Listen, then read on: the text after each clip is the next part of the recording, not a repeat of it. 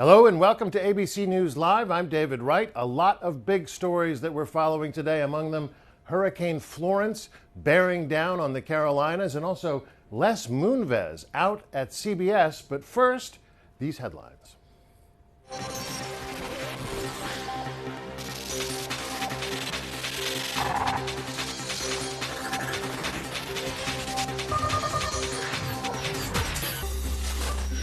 Firefighters in Northern California still trying to get control of the Delta wildfire. 45 miles of Interstate 5 are still closed. Several people are hurt in a knife attack in Paris. Local media reporting that a man armed with a knife and a metal bar attacked people outside of a cinema in the city's 19th arrondissement. Authorities say they're trying to determine if the attacker was also among the 7 people injured. The suspect was arrested, according to police, and they say they do not suspect terrorism as a motive. Google is taking its fight over data privacy rules to Europe's top court tomorrow. Europe has enacted the so-called right to be forgotten rules, which allows people to ask search results about them be removed. Google argues that extending that worldwide is an overreach of the law. Some agreement, but no pass for Serena Williams' actions from a top tennis official in the wake of Williams' meltdown and arguing with an umpire during Saturday's U.S. Open women's final. You owe me an apology. I have never cheated in my life. Williams talked about her calling the chair ump a thief for taking a game away from her for a penalty. Early this morning in Cape Canaveral, Ignition. SpaceX launching a Canadian satellite and then successfully landing the Falcon 9 rocket on a ship off the Florida coast. Nia Franklin, New York, you are Miss America. A music composition major who calls Brooklyn, New York home is Miss America 2019. Nia Franklin is the first winner in Miss America's 2.0 makeover.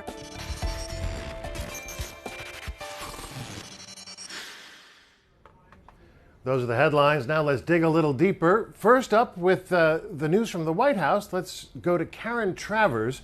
Karen, the president has been sounding off this morning about that book from Bob Woodward. What has he had to say? Yeah, this is now several days of this new book from Bob Woodward really consuming the president and his senior staff. The book hasn't even come out yet, David. It comes out tomorrow, but the president was clearly paying a very close attention this morning to the interviews that Bob Woodward was doing. He called the book a joke. He said it's an assault against him and that the book uses what the president called now disproven, unnamed, and anonymous sources. He says that several of his senior officials have come forward to say that quotes attributed to them in the book, including Rudy Giuliani and the president's close associate Chris Christie, they say that those quotes were not true. So the president is pointing that to say the whole book is fiction in his view. And David, the president explicitly tweeted this morning about the Woodward book 3 times, but clearly it has really gotten under his skin because he was also just talking more broadly about some of the accusations and allegations in the book about a White House in chaos. The president wrote on Twitter this morning that the White House is running, quote, beautifully, and that it is a smooth running machine. A smooth running machine, perhaps. However, there is other evidence to the contrary. Among that op-ed piece in the New York Times published by an anonymous insider.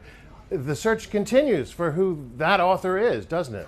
The search continues, the speculation continues, the finger pointing continues. And this is something that last week Press Secretary Sarah Sanders said the media is obsessed with figuring out who that anonymous author was, but really the senior staff is too.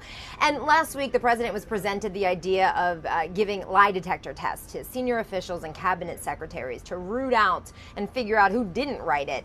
He didn't seem committed to it, David. He didn't really latch on to that idea that was offered by Senator Rand Paul. But over the weekend, the vice president, Mike Pence, said in an interview that he would be willing to submit to a lie detector test to prove that he didn't write it and that nobody on his staff was behind it.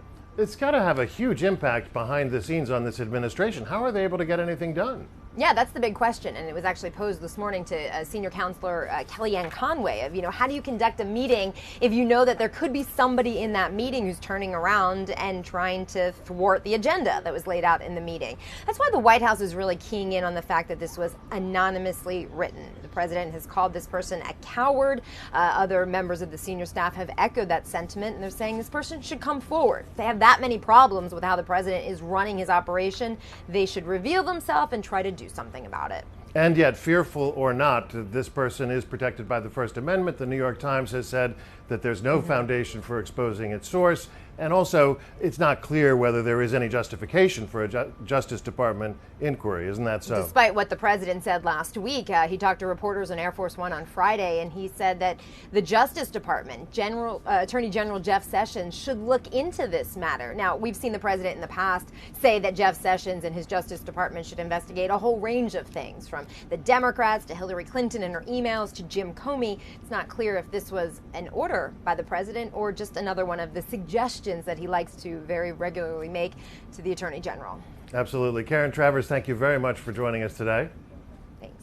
We're going to turn now to Les Moonves. He is the CEO, or the former CEO, of CBS, a longtime figure of huge stature in the television industry, a hit maker. But now he is gone, abruptly gone, because of new allegations from the New Yorker magazine and investigative reporter Ronan Farrow. Joining us to talk about that is ABC's Eva Pilgrim. Eva, this all came down very suddenly, didn't it? It happened very quickly yesterday, starting in the afternoon, sort of snowballed quickly. Then Les Moonves announced that he was out. The CBS announced that Les Moonves was out. 6 more women came forward in that New Yorker article, now joining this growing list of women. There were already 7 other women that have spoken out about allegations of everything from unwanted advances, sexual assault, sexual harassment, and the details in this particular New Yorker article are quite graphic. There's a massage therapist that actually talks about having worked on Les Moonves and says that he would regularly ask for sex acts. Take a listen to what she had to say. During massages, he would ask me to work into his genital areas. He would just say, you can touch me. I was like, I don't do that kind of work. Now, the former CBS chief responding to this article and to these most recent allegations in a statement saying, the appalling accusations in this article are untrue. What is true is that I had consensual relations with 3 of the women some 25 years ago before I came to CBS, and I have never used my position to hinder the advancement or careers of women. These allegations spanning some 3 decades. Now, Moonves has been at CBS for about 2 decades, and he has been responsible for some of the biggest hits of all time, Survivor, The Big Bang Theory. So there was a lot of question about what would happen to him when these allegations first came out. The other interesting thing that came out, CBS announcing that $20 million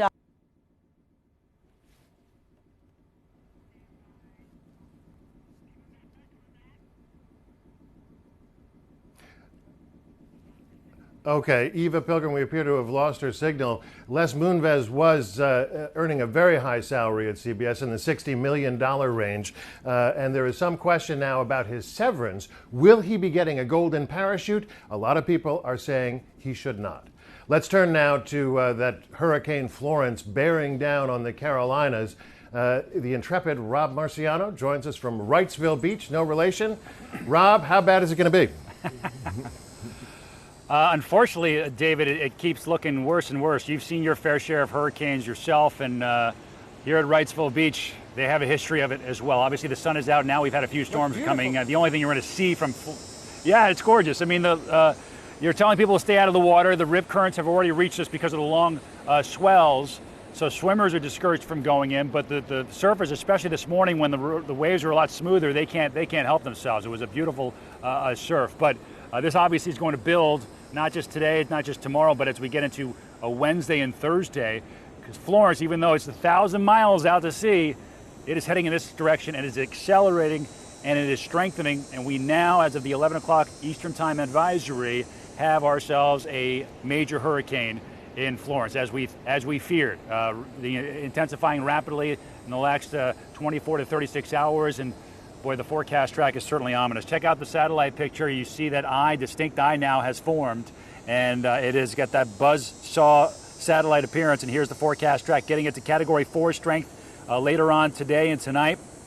And then 150 mile an hour winds on Wednesday. The wind field's going to be expanded. It's going to be a large storm, and it's speeding up. It looks like the track, as of the latest advisory, may be impacting the area Thursday morning and with landfall Thursday afternoon or Thursday night as a Category 4 storm, and then quickly weakening inland, but not going anywhere. So we've got a state of emergency out for South Carolina, North Carolina, and Virginia, even though the forecast line is for right here in the Wilmington area. But once the storm surge and the winds are through, the rainfall, as you know, is always a huge issue, especially when these things stall, and we look for it to do that. So some of our computer models giving locally over 20 inches of rain in parts of the Piedmont of North Carolina and mountainous areas of Virginia and West Virginia.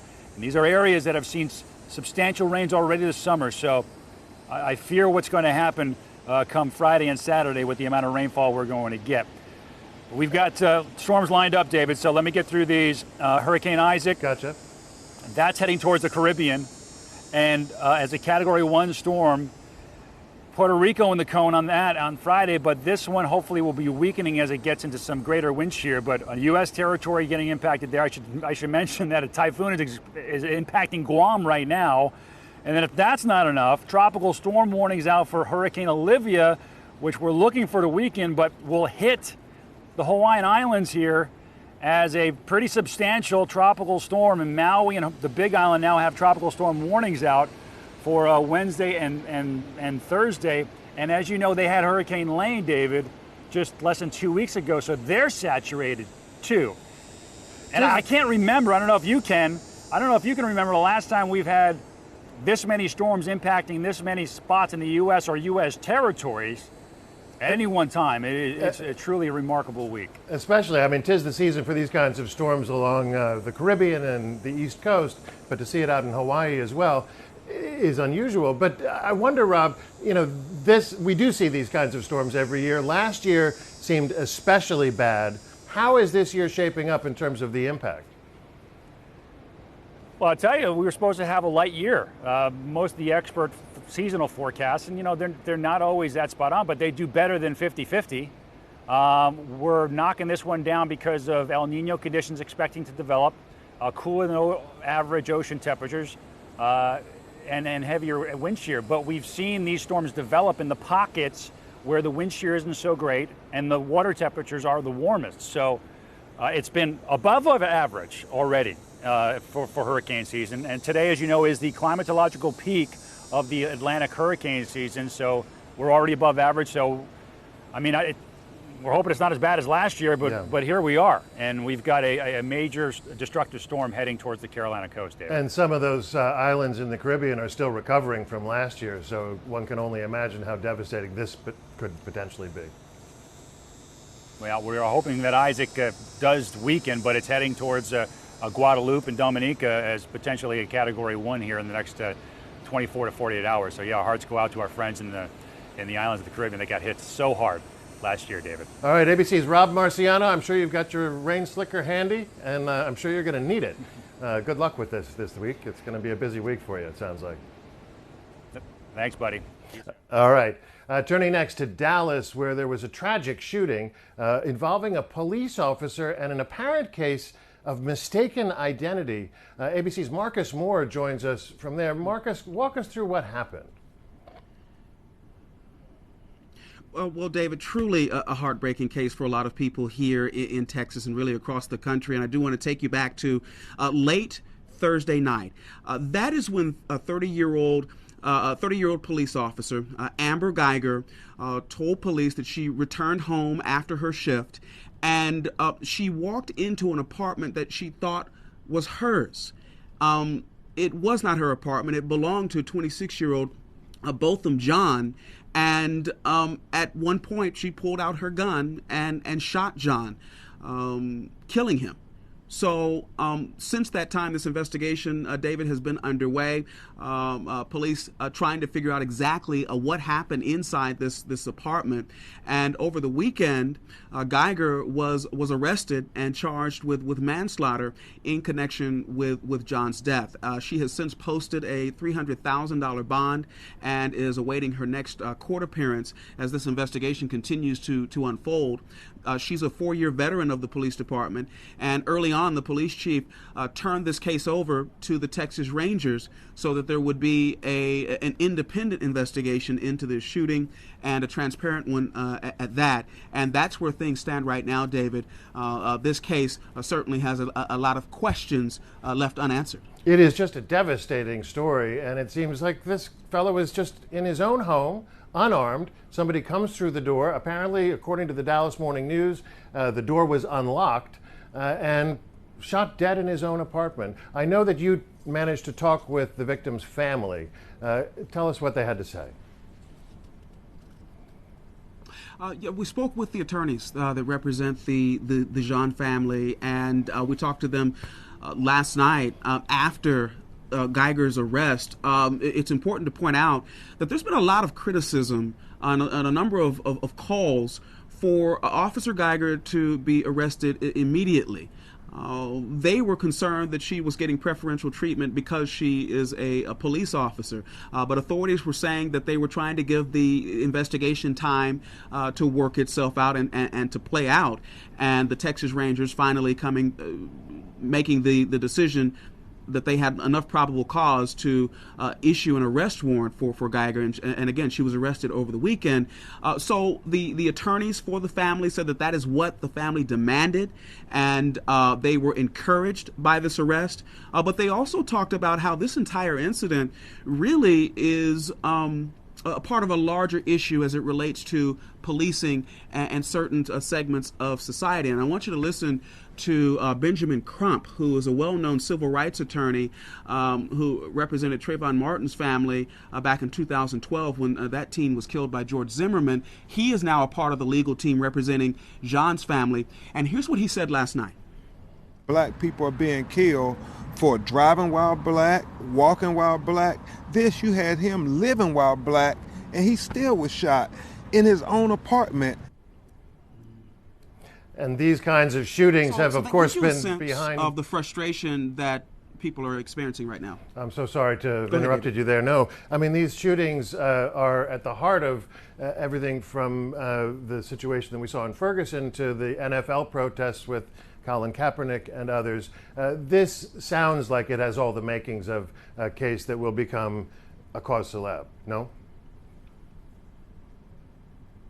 Yeah, indeed, and certainly as we wait for this investigation to finish, it's important to point out that Officer Geiger has only been arrested. She has not been convicted. The next step is the grand jury will take the case and decide if manslaughter is the appropriate charge.